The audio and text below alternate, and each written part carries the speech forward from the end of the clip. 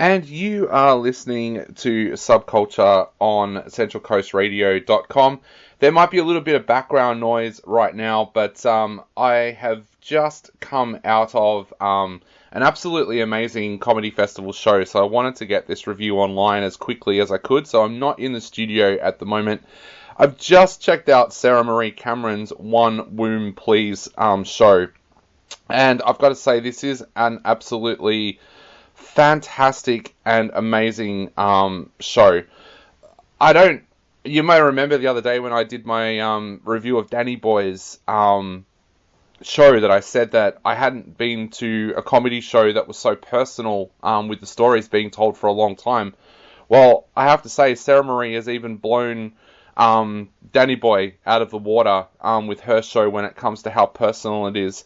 Sarah Maree's show talks a lot about her health over the years. Some of the things she's been through, such as cervical cancer, endometriosis, and now IVF and surrogacy as well. And you might think, how can a comedian make those kinds of things funny for a show? Well, Sarah Maree does that simply by just telling the story, the tales that she's been through with this journey.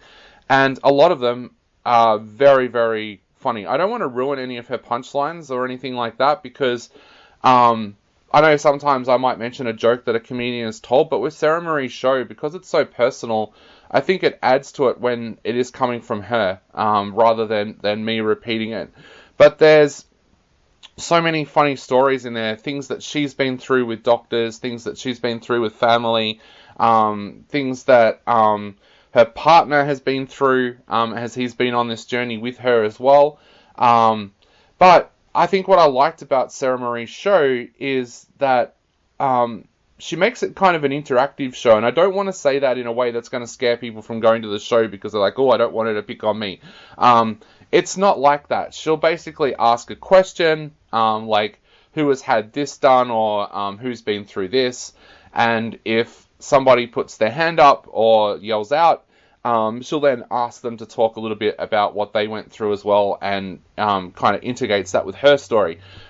It works really, really well. And for people that know me, you will know that I'm one of those people that just absolutely freezes if somebody calls on me to do something as part of a show. In fact, which is weird because I've done a little bit of stand-up myself, but at the same time, I went to a show a couple of years ago, and it was a comedy theatre production, and they asked me to get up on stage and do some stuff with them, and I was an absolute mess. I think I was shaking most of the time, which doesn't happen when I'm doing my own material for some reason.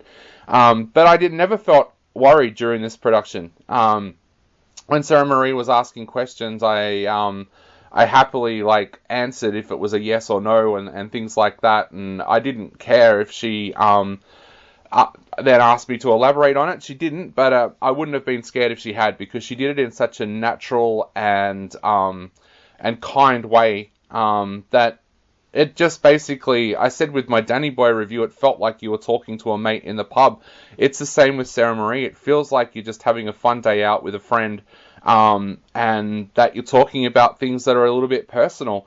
It was actually interesting because I was looking around the room during her performance and wondering how many men in particular would be squirming or looking uncomfortable, and they kind of weren't. I think that is the power of Sarah Maree's show, is she makes this such a personal journey that you feel comfortable from the very start. You're laughing all the way through it. Don't get me wrong, there is a lot of funny moments in this show, but it just feels like a friend is telling you some funny but personal stories, and that kind of naturalness from a comedian is so rare these days. I've got to admit, I was a fan of Sarah Maree's before I went to the show. I love listening to her on radio, but I'd never heard her comedy before. But I definitely cannot wait to go back and check out her shows over the next few years, because I think she's an amazingly talented comedian.